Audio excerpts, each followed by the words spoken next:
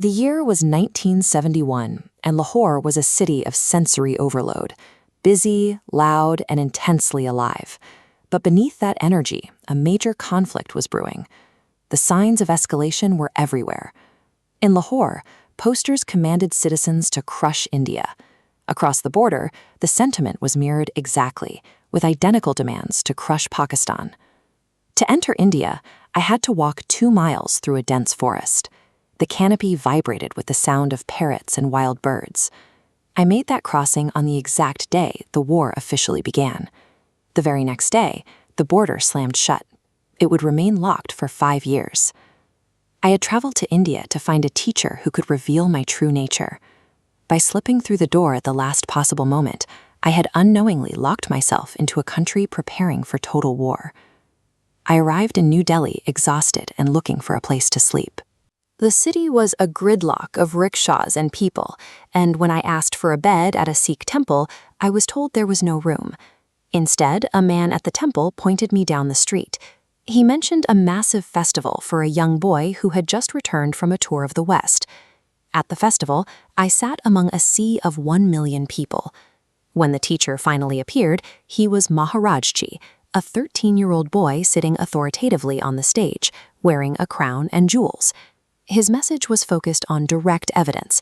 He told the crowd that if he described a 10-foot-tall ant, they wouldn't believe him. But if he showed them one, they would. He challenged us to take the experience first and decide on its value later. This was the specific shift I had been looking for. It moved spirituality away from a system of inherited faith and toward a system of internal, verifiable proof. Driven by that promise of proof, I took a train to Premnagar, an ashram in the Himalayan foothills. I spent 2 weeks listening to discourses and speaking with others who had received the experience. While we waited, the war intensified around us. Every night brought air raid sirens and strict blackouts, with Pakistani bombers flying only miles away from the ashram. In the distance, we could hear the bombs. News arrived of massacres on the refugee trains, heading to and from the borders, signaling a world in total chaos. Inside the ashram walls, however, the environment was characterized by an absolute, untouched serenity. This contrast served as a practical lesson. It showed that the internal state doesn't have to mirror the external environment. One can be consumed by fire while the other remains completely undisturbed. Eventually, I was brought into a small room with 20 others for initiation. While we sat in silence, the guru played on the roof above us, his laughter a strange backdrop to the gravity of the moment. The initiator touched my forehead. A golden circle containing a blue star transformed into an infinite tunnel of blue light. I tuned into internal frequencies, a subtle rhythmic vibration.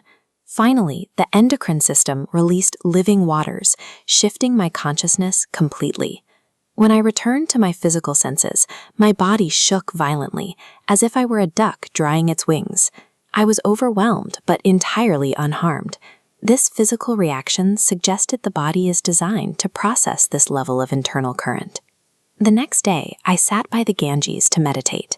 The river was calm, reflecting the architecture of the nearby buildings. I soon lost all awareness of my surroundings. My consciousness merged with a flow of light that felt as powerful as the river beside me, more brilliant than the sun. The paradoxes of Rumi's poetry, the blind man seeing light, or the deaf hearing music, suddenly functioned as literal field notes. What had seemed like impossible metaphors were now the baseline of my experience. In early February, I left for Bombay to prepare for a tour in South Africa.